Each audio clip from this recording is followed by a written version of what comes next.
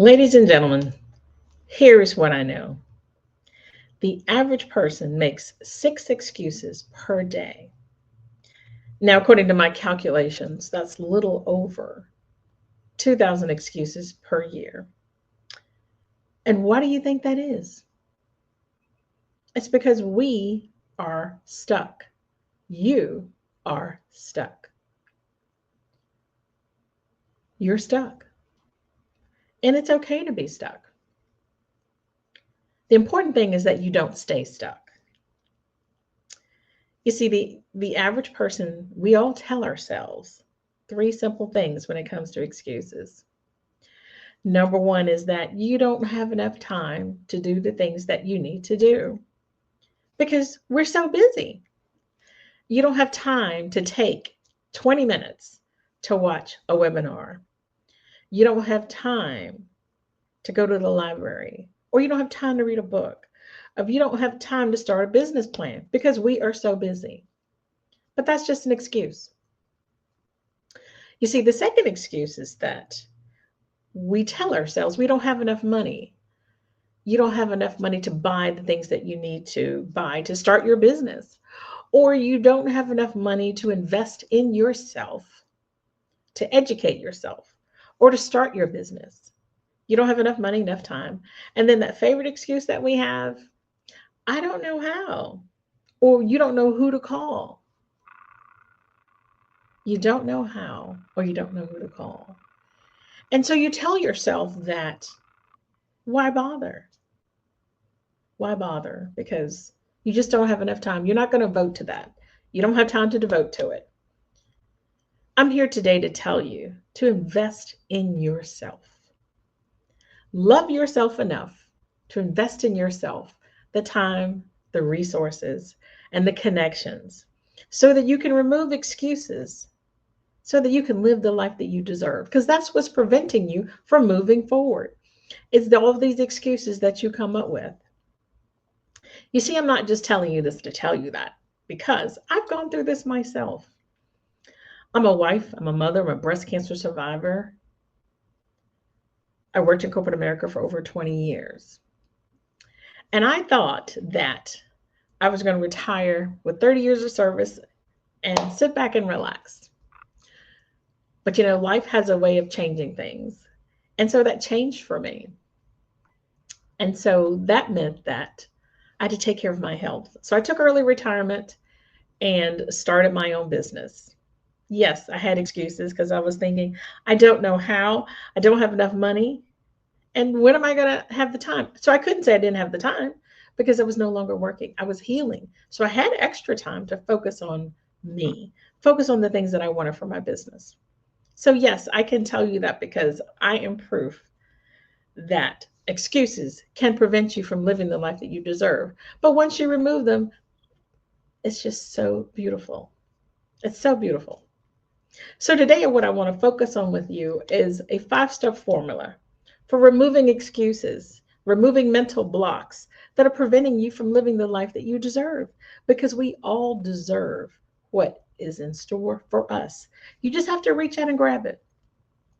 So don't let fear hold you back from living that life. Don't let excuses hold you back from living that life. Because see, the first thing when you make an excuse is that you're doing it because it's all out of fear. There are 3 fears. This is the phase of 3s. There's 3 fears that get in our way sometimes. That first is that fear of failure. We all want to be successful. And so when we think about that fear holding us back, then we decide that, maybe I'm not going to move forward. But that fear of failure prevents you from doing it. Then you have the fear of rejection. Everybody wants to be accepted. And so you don't want to start a business because you're thinking that, well, if I decide I want to be a coach, maybe that person doesn't want me as their coach. But you have to remember this. Every coach is not for every person.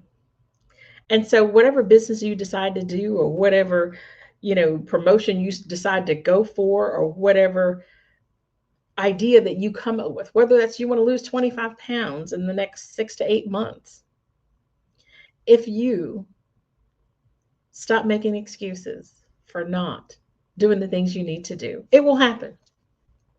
So we're going to focus on that today to make sure that you are ready to get things moving. But the first step in order to move forward in this 5-step formula is to have the right mindset. See, a positive mindset can get you so further than a negative mindset or not so positive mindset. So we need to change the way that we think about things. Think more positively. Change your mindset. Now, it's not as easy as it may sound because you have been taught for so long to do things a certain way. You've been taught for so long about budgeting or about finances or about education or about whatever it is. It's hard to switch. It's hard to do that because you've been doing it that way for so long. So you have to remember, when you keep doing the same things you've always done, you're going to get those same results.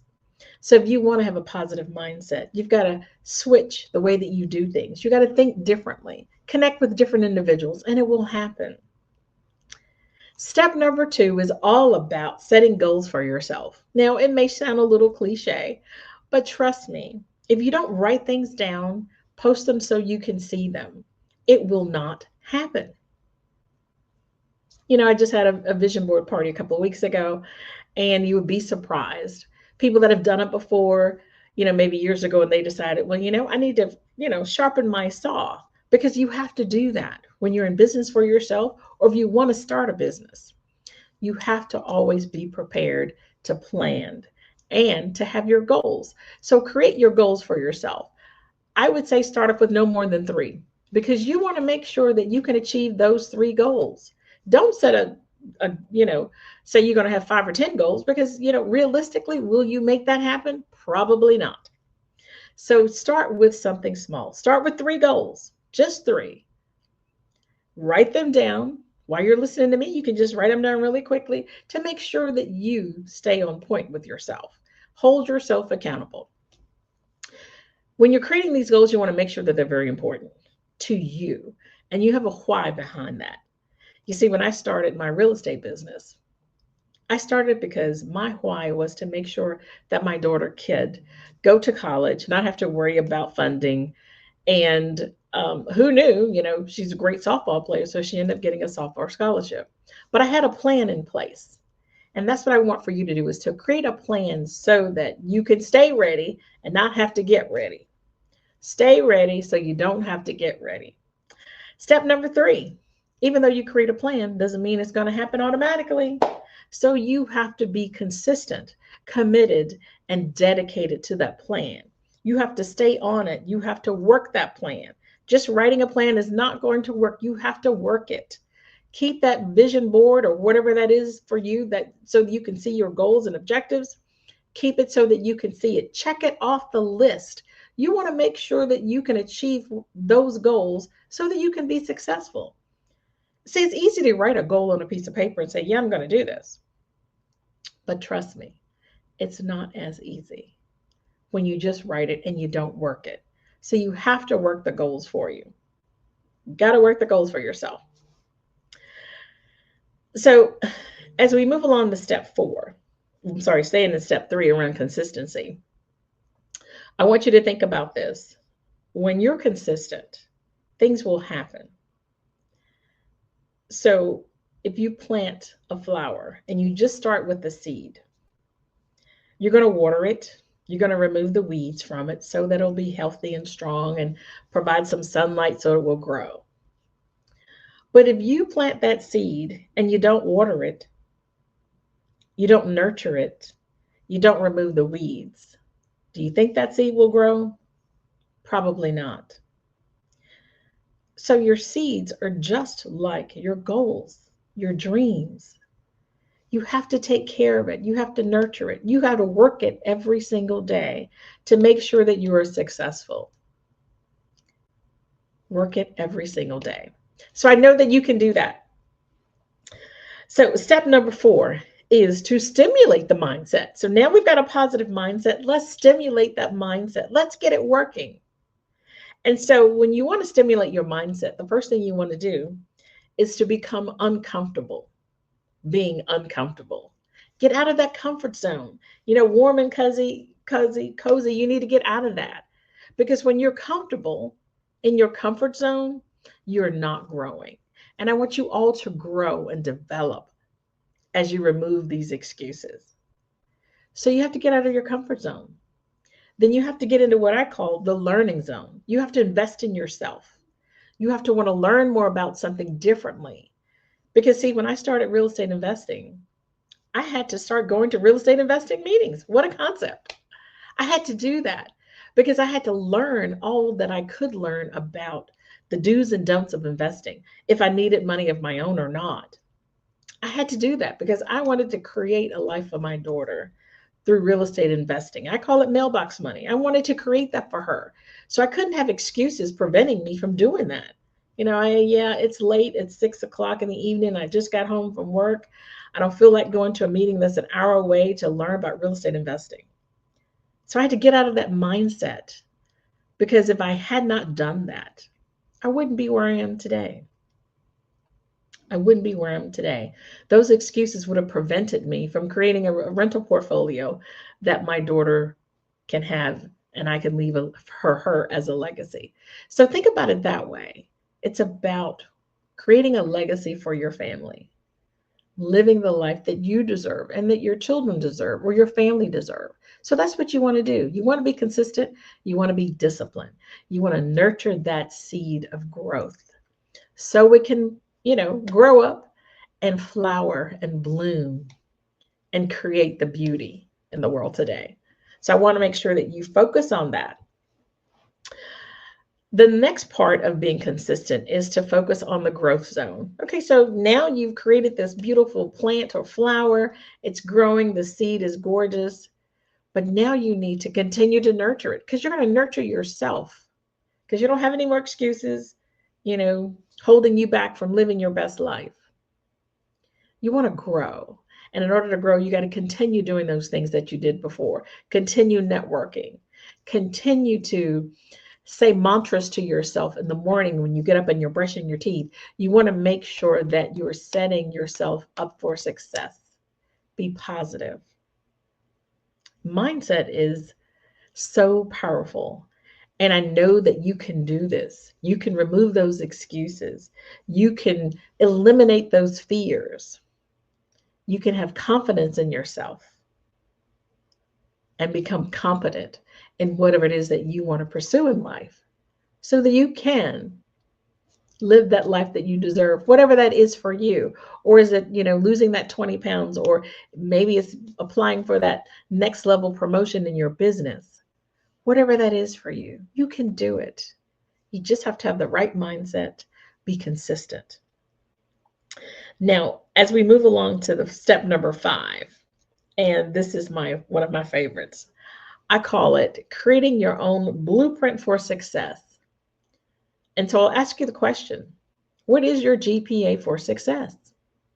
What is it for you? What is your grade point average for success?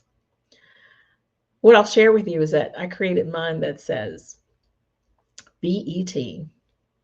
B is for bet on yourself. Bet on me. Bet on you. Bet on yourself. Believe in yourself. So B is for belief. Believe in yourself that you can do it. Yes, you've got this. You can make it work.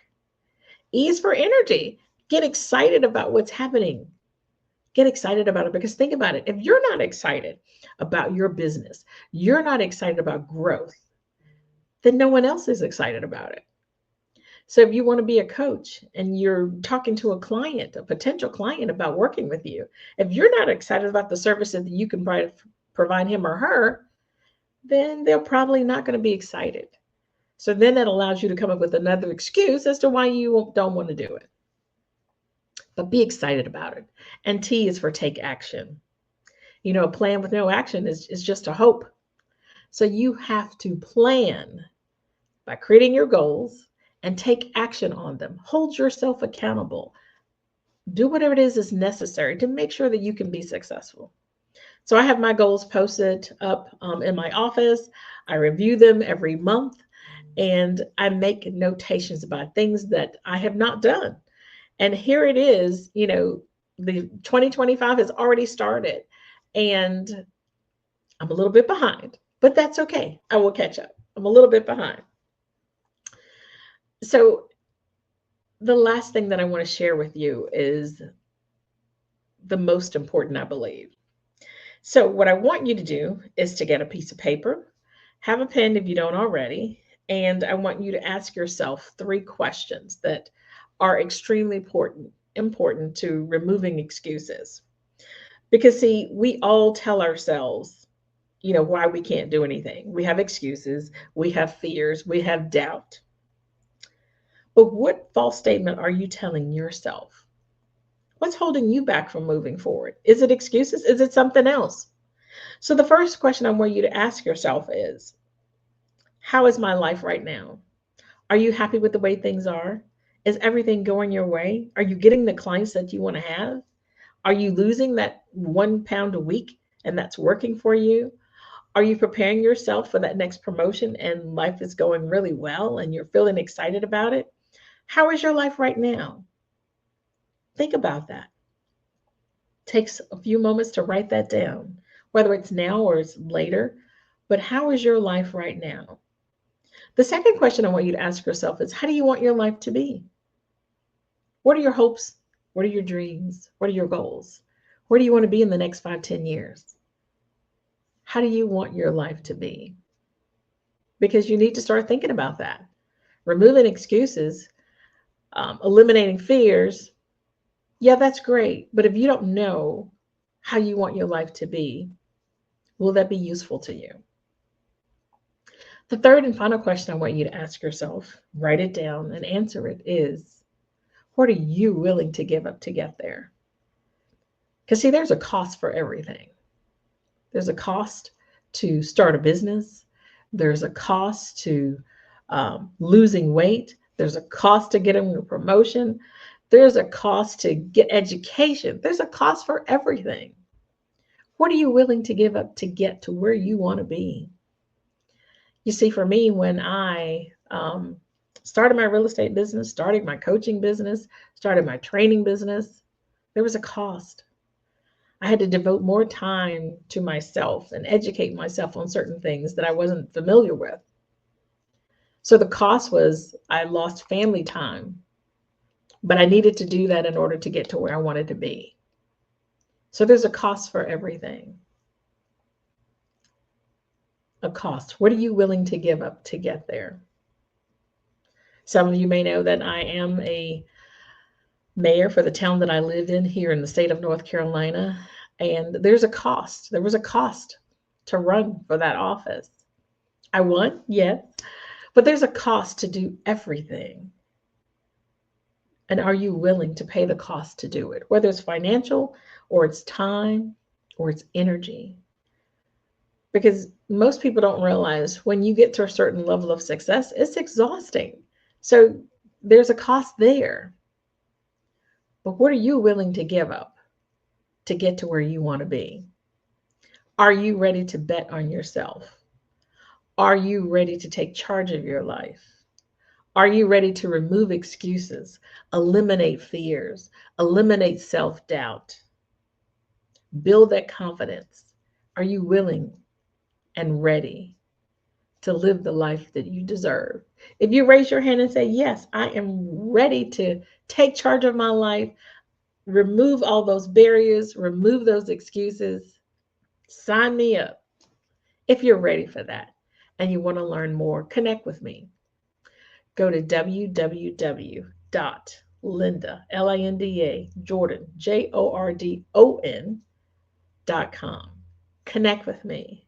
Let's have a conversation about how I can help you live the life that you deserve by eliminating fears, removing excuses. We all deserve the best, and I want the best for you. Thank you.